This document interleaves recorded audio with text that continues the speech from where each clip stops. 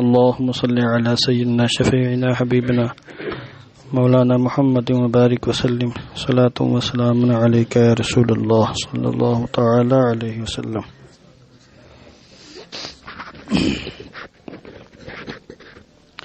والمرجو منكم اليوم أن تكونوا على الوضوء بعدما وبختكم وزجرتكم عن هذا الفعل الشنيع. بسم الله الرحمن الرحیم. باب ما جاء فی صیام نوح علیہ السلام. یہ باب سیدنا نوح علیہ السلام کے روزوں کے بارے میں ہے کہ ان کے روزہ رکھنے کا انداز کیا تھا. صوم داودی اپنی اس سے پہلے سماعت فرمایا، اب صوم نوحی سماعت فرمائیے. کہتے ہیں نوح علیہ السلام کا روزہ کیسا تھا اور آپ کس انداز سے روزہ رکھا کرتے تھے.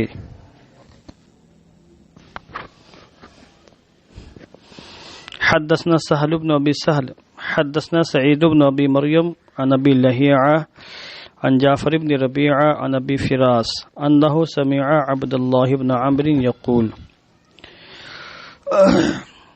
ابو فراس نے حضرت سیدنا عبداللہ ابن عمر رضی اللہ تبارک و تعالی عنہ کو فرماتے ہوئے سنا.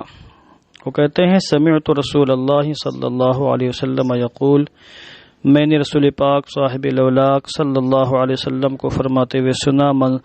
کیا سنا؟ ساما نوح الدہر الا یوم الفطر و یوم الاضحیٰ، کہ نوح علیہ السلام نے زندگی بھر روزہ رکھا سوائے یوم الفطر کے اور سوائے یوم العید کے، یوم الاضحیٰ کے. تو عید کا دن اور بقرعید کا دن یہ ایام منہیہ میں سے ہیں. اس سے ایک بات یہ معلوم ہوئی کہ سیدنا نوح علیہ السلام ہمیشہ روزے سے رہے، نوافل آپ روزہ رکھتے رہے. اب یہاں پر اگر معنی حقیقی لیں یا الدہر کا تو معنی یہی ہوگا کہ آپ روزانہ روزے سے رہا کرتے تھے، اور معنی مجازی لیں تو صوم داودی کا معنی یہاں پر ہوگا کہ زندگی بھر روزے سے رہے، یعنی ایک دن روزہ رکھتے اور ایک دن روزہ ترک فرماتے، افطار فرماتے. تو ایک بات تو یہ ثابت ہوئی. دوسری بات یہ ثابت ہوئی جس طریقے سے ہماری شریعت میں ان دونوں دنوں میں روزہ رکھنا ممنوع ہے، ان کی شریعت میں بھی ان دونوں دنوں میں روزہ رکھنا ممنوع تھا. یعنی جس دن یوم الفطر کس دن ہے؟ یکم شوال المکرم، اور یوم الاضحیٰ قربانی کا دن یوم النحر 10ویں ذی الحجہ. تو مراد یہاں پر چونکہ وہاں یہ تہوار تو نہیں تھے ان کی قوم کے لیے، یہ تہوار تو امت محمدیہ کا خاصہ ہے کہ حضور کے صدقے میں ہم کو سال میں 2 عیدیں ملی. تو مراد یہ دن ہے، یعنی یکم شوال المکرم اور قربانی کا دن یوم النحر. تو یہ ایام شروع ہی سے کھانے پینے کے ایام رہے ہیں اور اللہ نے ان کو ضیافت کے ایام قرار دیا ہے. یہ الگ بات ہے کہ بطور تحفہ انہی ایام میں اللہ نے ہمیں 2 عیدیں بھی عطا فرمائی ہیں. ایک بات یہ بھی معلوم ہوئی کہ انبیاء سابقین بھی روزے رکھا کرتے تھے. ان کے روزے کی کیفیت جداگانہ رہی ہوگی، مگر بہرحال روزہ ہر شریعت میں ہے. اور یہ جو آیت کریمہ دوسرے پاری کے ہے کتب علیکم الصیام کما کتب علی الذین من قبلکم لعلکم تتقون، اس سے بھی یہ بات واضح ہوتی ہے یا ایھا الذین آمنوا کتب علیکم الصیام، اے ایمان والو تم پر روزے فرض کیے گئے، کما کتب علی الذین من قبلکم، بالکل صراحت ہے کہ جس طرح ان لوگوں پر فرض کیے گئے تھے جو تم سے پہلے گزرے، جو تم سے پہلے ہوئے. تو گزشتہ قوموں پر روزے فرض ہوئے، ان کی کیفیت کیا تھی یہ تو آپ کو تلاش کرنا پڑے گا. البتہ اتنا طے ہے کہ روزوں کے مکلف وہ حضرات بھی تھے. البتہ ماہ رمضان کا جو تحفہ ہمیں ملا یہ امت محمدیہ کی خصوصیت ہے کہ اللہ تبارک و تعالی نے پورے مہینے کے روزے ہمیں عطا فرمائے. باب صیام 6 ایام من شوال. اب یہاں شش عید کے روزوں کا ذکر ہے. یہ نفلی روزے ہیں، عید کے بعد 6 روزے رکھنے چاہیے. بعض فقہاء نے فرمایا کہ بہتر یہ ہے کہ یوم الفطر کے بعد لگاتار 6 روزے رکھیں، یعنی 2 شوال المکرم سے 7ویں شوال المکرم تک کے روزے رکھے جائیں. اور بعض فقہاء نے فرمایا کہ بالکل منتشر کر کے روزے رکھے جائیں، یعنی پورے مہینے میں جو 28-29 دن باقی بچیں گے ان میں 6 روزے رکھے جائیں منتشر طور پر، کچھ روزے پہلے عشرے میں، کچھ روزے دوسرے عشرے میں، اور کچھ روزے آخری عشرے میں۔ بہرحال یہ ساری صورتیں آپ کے لیے روا ہیں، اگر آپ رکھنا چاہیں تو چاہے وہ آپ تسلسل کے ساتھ 6 روزے رکھ لیں یا یہ کہ متفرق طور پر پورے مہینے میں 6 روزے رکھ لیں۔ یہی امام اعظم ابو حنیفہ کا موقف ہے کہ دونوں صورتیں جائز ہیں۔ حدثنا ہشام بن عمار اب اس پر تحفہ کیا ملے گا، اس پر حدیث پاک ہے۔ حدثنا صدقۃ بن خالد حدثنا یحیی بن الحارث الرماری قال سمعت ابا اسماء الرحبی عن ثوبان مولا رسول اللہ صلی اللہ علیہ وسلم، یہ کہتے ہیں الرماری، میں نے حضرت ابو اسماء رحبی کو سنا کہ وہ ثوبان سے روایت کرتے ہیں جو کہ رسول پاک کے آزاد کردہ غلام ہیں۔ مولا اگر معتق یا معتق کے معنی میں ہو تو اس کا رسم الخط یہ ہے جو آپ کے سامنے ہے، مولا، اور مولا اگر آقا و سردار کے معنی میں ہو تو اس کا رسم الخط لام علی زب اللہ ہے، جیسے مولا علی بولتے ہیں۔ میں نے کریکشن کر کے غلام اسقلانی کو دیا تھا مولا میں، تو اس نے کریکشن نہیں کیا، قابلیت بگاڑی، اس کو مولا کو وہیں رکھا۔ مولا علی میں مولا میں نے کریکشن کیا تو سمجھتا تھا کہ میں نے کریکشن کیا ہے، مگر آپ مجھ سے زیادہ قابل ہو گئے تو آپ نے اس کو ویسے ہی رکھا، اس کو کاٹنا گوارا نہیں کیا۔ ابھی زیادہ قابل مت بنو، ابھی بہت سیکھنا ہے تم کو، ابھی تم لوگ کمپوزنگ کرنا نہیں سیکھے ہو، کیا سیکھو گے؟ جیسا کہا جائے سیم ویسے ہی کرو، ادھر ادھر ہٹو گے نا تو بہک جاؤ گے۔ جتنا کہوں بس اتنا ہی کرو، نہیں سمجھ پائے ہو سمجھو آ کر کے کہ آپ نے ایسا کیوں کہا، آپ نے ایسا کیوں کیا، وہ الگ مسئلہ ہے، سمجھے آپ؟ ایک بچہ جماعت سادسہ میں، تو پچھلے سال اس نے تمرین بنائی، میں نے چیک کر لیا، اس کی اصلاح کر دی، تو اس نے پھر ایک تمرین اور بنائی، ہاں تمرین نہیں، اسی کتاب کا ترجمہ اس نے کیا اور واٹس ایپ پر بھیجا میرے پاس، گھر جا کر کے اس کو دیکھ لیں، آپ چیک کر لیں، مناسب اصلاح کر کے میں نے بھیج دیا، شاباشی بھی دی کہ ٹھیک ترجمہ کیا تم نے، ماشاءاللہ۔ حدیث المساء کے ایک تمرین کا ترجمہ کیا تھا اس نے، تو اب وہ جو میں نے اصلاح کی اس نے اس کو قبول نہیں کیا کہ نہیں وہ جو میں نے کیا وہی صحیح ہے۔ اس نے کہیں شیئر کیا، میری نظر پڑ گئی اس پر، اس واقعے پر، تو اس کا نام اس میں لکھ کے آیا، میرے پاس نام چونکہ اس کا محفوظ تھا، تو اس سے میں نے کلاس میں کہ تم کو میں نے اصلاح کر کے دی تھی، اس کی تم نے اصلاح صحیح نہیں کی، اصلاح نہیں کی اس کی آپ نے، ویسے ہی آپ نے شیئر کر دیا اس کو۔ تو بولے میں نے سمجھا کہ شاید یہی صحیح ہو جو میں نے لکھا ہے۔ ہم نے کہا تم کسی چیک کروا لو، پھر دنیا کے کسی بھی حدیث سے چیک کروا کے دیکھ لو، تم کو پتہ چل جائے گا تمہارا صحیح ہے کہ غلط ہے۔ اتنے قابل کب سے ہو گئے آپ؟ اور اچھے برے کی تمیز تم کو اب کیسے ہو گئی تیل دیے؟ اتنے چھوٹے تھے، پال پوس کر کے اتنا بڑا کیا ہے، 5-5 6-6 سال سے پڑھ رہے ہو، تم لوگ کو تمیز نہیں آئی، اتنے قابل ہو گئے ہو۔ تم اگر چیک کروا لو، کہیں بھی چیک کروا لو، 100% تمہارا ترجمہ غلط ہے، 100% بول رہا ہوں میں، یا تو جیسے میں نے کہا ویسے کرو تب صحیح ہوگا آپ کا، ورنہ یہ غلط ہے ترجمہ۔ تو کسی ڈکشنری کا نام لیا اس نے، میں نے کہا وہ ڈکشنری ایسے نہیں ہوگی، غلط ہوگا اس میں، تو کھول کے دیکھا تو اس کو دیکھنے ہی میں مسٹیک ہوئی تھی، سمجھے آپ؟ پھر میں نے اپنی موبائل سے اس کو سرچ کر کے دکھایا اسی لفظ کے بارے میں، میرے پاس جو عربی ٹو عربی لغت ہے موبائل میں جس سے میں عام طور سے پڑھتا ہوں، میں نے کہا تو یہ لفظ عربی ہے اور اس کی عربی یہ دی ہوئی ہے، اس کا ترجمہ وہی جو میں کر رہا ہوں آپ کے سامنے، دیکھ لو، دکھایا میں نے، دیکھو اس کو، زیادہ قابل مت بنو۔ ابھی ہم لوگ حوصلہ افزائی کرتے ہیں، مگر جو ہے اس طرح کے کام کرو گے تو پھر کیسے حوصلہ افزائی کریں گے؟ جب آپ کو ہم پر ہی اعتبار نہیں ہے، بھروسہ نہیں ہے، تو کس پر بھروسہ کرو گے پھر جا کر کے آپ؟ تو مولا دیکھو کیسے لکھا ہوا ہے، مولا رسول اللہ صلی اللہ علیہ وسلم۔ تم کو اشتباہ کیا ہو گیا ہوگا کہ یہ جگہ کاٹا اور جگہ نہیں کاٹا، وجہ کیا ہے؟ تو اس کی وجہ سے بننا چاہیے ہم سے آ کے کہ یہ جگہ مولا نہیں کاٹا ہم نے، یہ جگہ مولا ہم نے کاٹ کر اس کو رسم الخط بدل دیا ہم نے، تو وہاں جہاں نہیں کاٹا وہاں مولا آزاد کردہ کے معنی میں ہے، اور جہاں کاٹ کر ہم نے لام علی زبان اللہ لکھا ہے وہاں مولا آقا و سردار کے معنی میں ہے، ٹھیک نا؟ دونوں میں فرق ہو گیا نا۔ اس کو پتہ ہی نہیں میں کیا کہہ رہا ہوں۔ ان رسول اللہ صلی اللہ علیہ وسلم انہو قال کہ رسول پاک نے ارشاد فرمایا من صام 6 ایام بعد الفطر کان تمام السنہ. اللہ اکبر، بہت بڑی بشارت ہے یہ. جو شخص یوم الفطر کے بعد 6 روزے رکھے، یہاں تسلسل سے روزہ رکھنے کی بات نہیں ہے کہ لگاتار 6 روزے مطلقاً ہے، لگاتار رکھیں فبیہا، ورنہ متفرق طور پر رکھ لیں. دونوں قسم کی اجازتیں ہیں احناف کے یہاں. جو شخص شوال کے 6 روزے رکھے، ان کو کیا بولتے ہیں؟ شش عید کے روزے، اور بہار شریعت کے اندر یہ موجود ہے، لفظ بھی موجود ہے. کانت تمام السنہ، گویا کہ اس نے پورے سال روزے رکھے.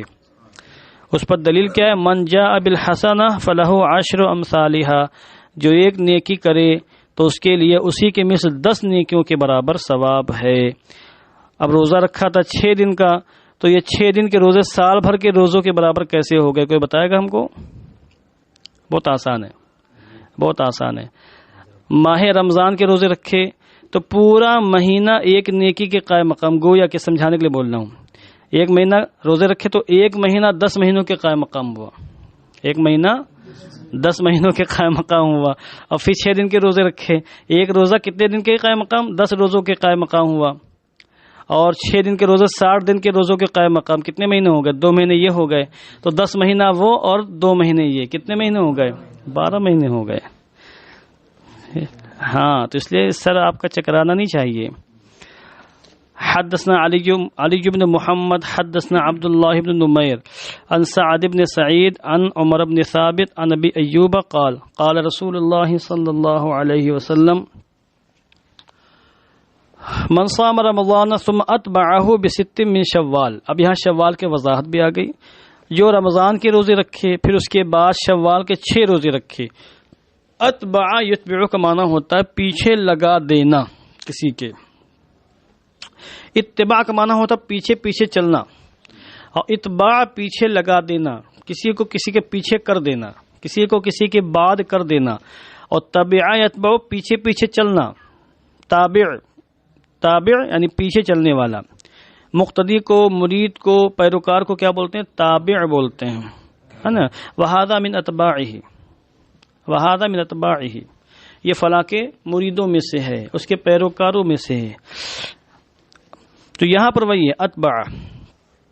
کانا کصوم الدہر، وہ ایسے ہی ہے گویا کہ اس نے پورے زمانہ، پورے زندگی بھر اس نے روزہ رکھا، زمانے بھر کے روزے کی طرح ہے. اس کا روزہ زمانے بھر کے روزے کی طرح ہے.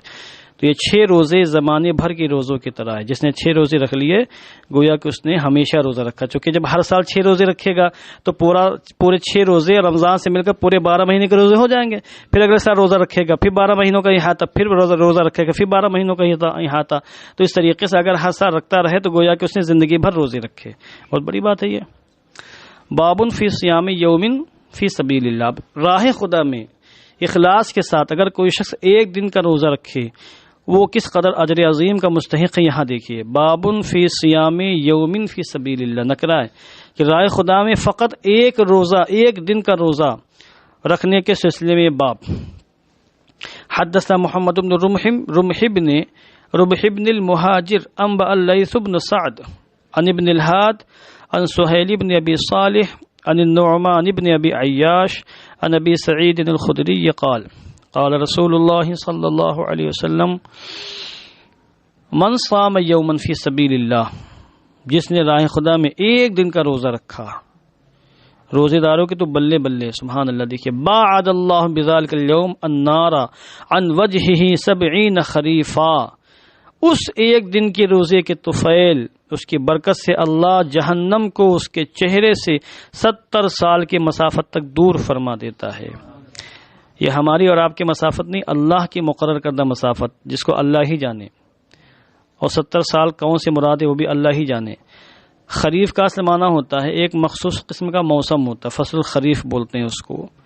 فصل الشتاء، فصل الصیف، فصل المطر یا فصل الربیع اور پھر فصل الخریف. بعض علماء نے فرمایا کہ خریف 4 مہینے کا ہوتا ہے موسم. کتنے مہینے کا؟ 3 سے 4 مہینے تک کا موسم ہوتا ہے. مگر یہاں پر خریف سے مراد مطلقاً سال ہے. کتنا؟ سال. تو جہنم کو اس کے چہرے سے مراد پوری ذات ہے.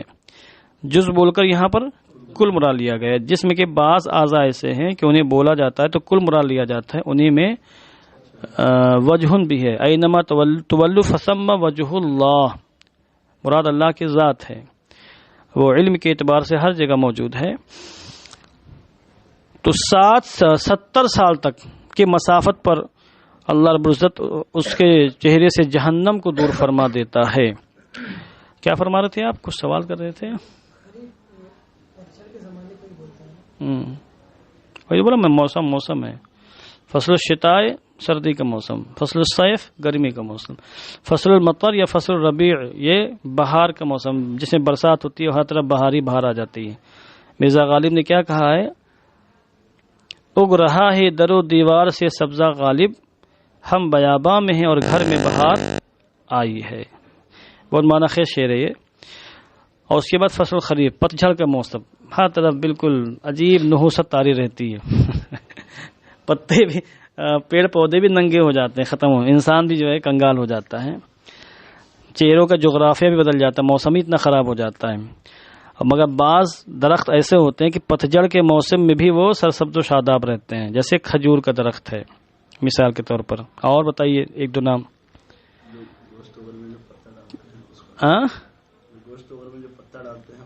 گوشت میں پتا ڈالتے اس کا اتنا لمبا کیوں بتا رہے ہو؟ انٹروڈکشن برابر نہیں ہے، کون سمجھ پائے گا اس کو؟ پودینہ نہیں، پودینہ نہیں، کری پتا۔ اچھا ایسا ہے کیا؟ ایک درخت اور بھی ہے جو کھجور نما ہوتا ہے، اس میں پھل شاید نہیں آتا، وہ پارکوں میں جو لگاتے ہیں خوبصورتی کے لیے، بڑے بڑے اس کے پتے ہوتے ہیں، یوں لٹکتے ہیں، وہ بھی جھڑتے نہیں ہیں۔ کھجور کے طریقے سے جو اس کے مشابہ جو درخت ہیں وہ بھی نہیں جھڑتے ہیں۔ اس لیے حدیث پاک میں، ابھی یاد آیا، حدیث پاک میں مومن کو کھجور کے درخت سے تشبیہ دی گئی ہے۔ اللہ اکبر، بہت بڑی بات ہے، تشبیہ میں غور کریں آپ، یعنی افادہ میں، نفع رسانی، فیض رسانی میں مومن کھجور کے درخت کی طرح ہے کہ کھجور کا درخت اس کا جز ایک اس کا جز سمجھ لیجئے کہ مفید ہے، اس کے پتے مفید ہے، پتوں سے چٹائیاں تیار ہوتی ہیں، پنکھے تیار ہوتے ہیں، نہ جانے کیا کیا تیار ہوتا ہے، اس کا تنا مفید ہے، اس ستون کے قائم مقام ہوتا ہے، ٹھیک نا، اس کا پھل تو مفید ہے، اس کی گٹھلی بھی مفید ہے۔ کھجور ویسے کھجور اور دیگر چیزوں کی گٹھلیاں کام نہیں آتی عام طور سے، کھجور کی گٹھلی بھی کئی چیزوں میں کام آتی ہے، تو اس کی گٹھلی، اس کا پھل، اس کا تنا اور اس کے پتے، یہ ساری چیزیں مفید ہی مفید ہیں۔ اس زمانے میں اور زیادہ مفید تھی، کیونکہ اس زمانے میں کھجور کے پتوں سے چٹائیاں بنائی جاتی تھیں، پنکھے تیار کیے جاتے تھے، اس کے بعد جو ہے جو تنا ہوتا تھا اس سے گھر وغیرہ تیار ہوتے تھے، بلکہ مسجد نبوی شریف میں شروع میں کھجور کے تنوں کے ستون تھے۔ وہ استن حنانہ کا پورا واقعہ آپ نے پڑھا ہوگا، جس پر حضور ٹیک لگا کر خطبہ ارشاد فرمایا کرتے تھے۔ پھر جب ممبر تیار ہوا تو حضور نے اس کو چھوڑ دیا تو وہ رو رہا تھا، بلبلا رہا تھا اونٹنی کے طریقے سے، حتیٰ کہ صحابہ کرام نے بھی اس کا رونا دھونا سنا۔ اور پھر حضور اس کے پاس تشریف لایا، اس سے کہا چاہو تو تم کو یہاں لگوا دیا جائے باغ میں، تم سرسبز و شاداب ہو جا لو، تمہارا پھل کھائیں، اور چاہو تو تم کو جنت میں لگا دیا جائے، تو اس نے جنت کا انتخاب فرمایا، پھر اس کو دفنا دیا گیا۔ سمجھے آپ؟ یہ پورا واقعہ موجود ہے۔ تو بہرحال 70 خریفن 70 سنتن کے معنی میں ہے، اور وجہوں سے مراد پوری ذات ہے، نار سے مراد جہنم ہے۔ حدثنا هشام بن عمار حدثنا انس بن عیاض حدثنا عبد الله بن عبد العزيز الليثي عن المقبری، یہ مقبری نہیں مقبری ہے، مقبری ہاں، عن ابی ہریرہ قال قال رسول اللہ صلی اللہ علیہ وسلم من صام یوما فی سبیل اللہ زحزح اللہ وجہہ عن النار 70 خریفا۔ اللہ اکبر، جس نے راہ خدا میں فقط ایک روزہ رکھا، ایک دن کا روزہ رکھا، اللہ اس کی ذات کو، اس کے وجود کو، اس کے جسم کو جہنم سے 70 سال کی مسافت تک دور فرما دیتا ہے۔ قرآن مقدس میں ہے کل نفس ذائقۃ الموت وانما توفون اجورکم یوم القیامہ فمن زحزح، یہی صیغہ فمن زحزح، یعنی یہی مادہ، زحزح عن النار وادخل الجنہ فقد فاز، ہر نفس موت کا مزہ چکھنے والی ہے اور تم سب کو قیامت کے دن پورا پورا بدلہ دیا جائے گا۔ تو جس کو جہنم سے بچا لیا گیا اور جنت میں داخل کر دیا گیا فقد فاز، تو یقیناً وہ کامیاب و کامران ہے۔ یہاں کامیابی کے حوالے سے بہت بالکل سمجھ لیجئے کہ مہر مار دی گئی، کامیاب کون ہے، ناکام کون ہے۔ ایک کافی وقت ہو گیا، میں نے اس پر ایک مقام پر تقریر کی تھی، حقیقی کامیابی کیا ہے، تو دیگر ہم نے آیات کریمہ کے ساتھ اس آیت کریمہ پر فوکس کر کے زیادہ ہم نے کچھ تفصیلی گفتگو کر دی تھی، اور وہ فی البدیہی تقریر تھی، وہ تیاری نہیں کی تھی ہم نے، بس ہم کو کھڑا کر دیا گیا۔ بولیے بھائی مدرس ہیں آپ، بولیے. اب ہم لوگ تو مدرس ہیں، کہیں بھی کھڑا کر دیا جائے کوئی مسئلہ نہیں ہے، کچھ نہ کچھ تو یاد ہی ہے، رٹی رٹے تقریر تھوڑی کرتے ہیں. کچھ نہ کچھ حدیثیں یاد ہیں اور اچھی خاصی حدیثیں یاد ہیں. بلکہ ایک وقت ہم نے جب میں یہاں آیا ہوں 2009 میں، اور 10 اور 11 12 سال کا جو پیریڈ ہے وہ احادیث کریمہ کا رٹائی مارنے ہی میں گزرا ہے. آج بتا رہا ہوں میں آپ کو، 2.5 سے 3 سال ہم نے حدیثیں رٹی ہیں. کتنی حدیثیں یاد کی ہوں گی اس کا اندازہ آپ نہیں لگا سکتے ہیں. اس وقت کنڈیشن ہماری یہ تھی. اب تو بھول بھال گیا، جو کہ پریکٹس کا معاملہ ہوتا ہے نا، جتنی پریکٹس ہوتی ہے. متون یاد، صرف ترجمہ نہیں، متون عربی متون یاد کیے تھے ہم نے.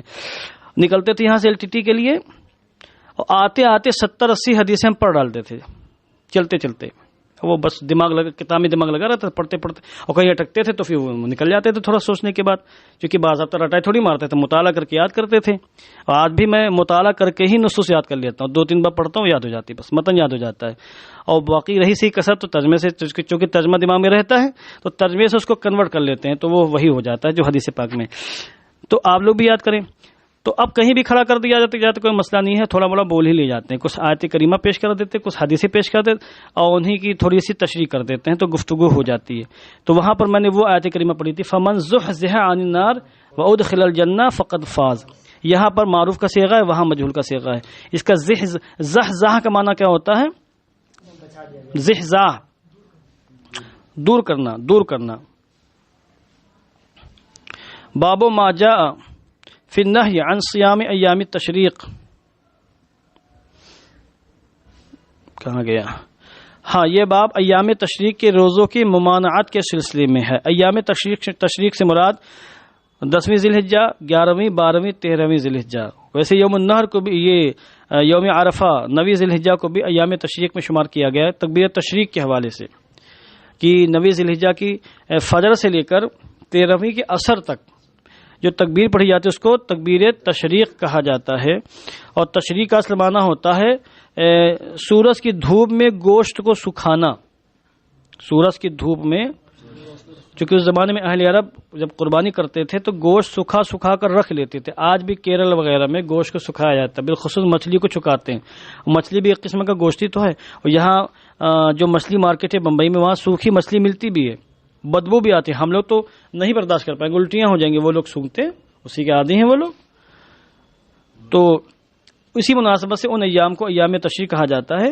تو یہاں پر مراد کیا؟ 4 دن وہ ہو گئے، 10، 11، 12، 13 اور ایک دن یوم الفطر. 5 دن. 5 دن وہ ہیں جو ایام منہیہ. ان ایام میں روزہ رکھنا جائز نہیں ہے. روزہ حالانکہ عبادت ہے، تقوی پرہیزگاری ہے، تقوی ملتا ہے، مگر تقوی وہی تقوی جہاں شریعت کے حکم سے نہ ٹکرائے. میں نے اس سے بارہا کہا ہے، لوگ بلا وجہ متقی بننے کی کوشش کرتے ہیں. ایام منہیہ میں کوئی صاحب کہ نہیں ہم تو روزہ رکھیں گے اللہ کی رضا کے لیے. ابھی اللہ کی رضا نہیں، اللہ کے غضب کو دعوت دے روزہ رکھ کر کے. اس نے کہا رکھو تو رکھنا ہے، اس نے کہا مت رکھو تو مت رکھنا، نہیں رکھنا ہے. یہی اللہ کی عبادت، یہی اللہ کی بندگی. جیسے کرنا ہے ہاں ویسے کرنا. یہی سے جیسے کوئی استاد اپنے شاگرد سے کہے کہ بیٹھ جاؤ. نہیں حضور ہم آپ کے سامنے کیسے بیٹھ جائیں گے؟ بیٹھ. نہیں حضور ہم کیسے بیٹھ جائیں گے سامنے؟ تو بتائیے استاد ناراض ہو گیا، راضی ہوگا بلا شبہ. تو وہاں پر اس کو الحکم فوق الادب کو سامنے رکھنا چاہیے. بیٹھے گا اس کو بیٹھنا پڑے گا، حکم دیا جا رہا ہے بیٹھنے کا. کھڑے ہو جاؤ تو کھڑے ہو جائے گا. تو مثال میں دے رہا ہوں سمجھانے کے لیے. تو اللہ نے جیسے کہا ویسے کرنا ہے. جن ایام میں حکم دیا ان ایام میں روزے رکھنا، جن ایام میں منع فرما دیا روزے نہیں رکھ سکتا. حتیٰ کہ فقہا فرماتے اگر کسی نے منت مان لی کہ اگر میرا فلاں کام ہو گیا تو میں عید کے دن روزہ رکھوں گا، تو منت اس کی آٹومیٹک کھسک جائے گی. اور کون کھسائے گا؟ شریعت کھسکا دے گی. یعنی اس دن روزہ نہیں رکھے گا، اگلے دن روزہ رکھے گا. بہرحال حدثنا ابو بکر بن ابی شیبہ حدثنا عبد الرحمن بن سلیمان عن محمد بن عمرو عن ابی سلمہ عن ابی ہریرہ قال قال رسول اللہ صلی اللہ علیہ وسلم ایام منا. یہ ایام منی نہیں بھیا بتا رہا ہوں. ایام منا ایام اکل و شرب. ایام منا کھانے پینے کے ایام ہیں. ایام منا سے مراد ایام تشریق ہیں. چونکہ جب حاجی حج کرنے جاتا ہے تو یوم الترویہ کو یعنی 8ویں ذی الحجہ کو وہ نکل جاتا ہے. ظہر سے پہلے پہلے منا پہنچ جاتا ہے. پھر ظہر، عصر، مغرب، عشاء اور فجر. کتنی نمازیں ہو گئی؟ اللہ کے بندے 6 کہاں ہو گئی ہیں؟ تم لوگ سے کچھ پوچھنا بیکار ہے. بس ظہر، عصر، مغرب، عشاء، فجر کتنے ہوئی؟ یہ 4 بول رہے ہیں. 5 ہوئی. 5 نمازوں کو منا میں پڑھنا سنت ہے. وادی مینا میں پڑھنا سنت ہے۔ پھر وہ 9 ذی الحجہ کو طلوع آفتاب کے بعد نکلے گا مزدلفہ وہاں عرفات کے میدان کے لیے، ٹھیک نا، تو یہاں پر اور پھر واپس آ جائے گا، مینا ہی میں رہے گا، 9 کو رہے گا، 10ویں کو رہے گا، 11ویں کو رہے گا، 12ویں کو رہے گا۔ تو مراد یہاں پر ایام تشریق ہیں۔ حدثنا ابو بکر بن ابی شیبہ وعلی بن محمد قال حدثنا وکیع عن سفیان عن حبیب بن ابی ثابت عن نافع بن جبیر بن مطعم عن بشر بن سحیم ان رسول اللہ صلی اللہ علیہ وسلم خطب ایام التشریق۔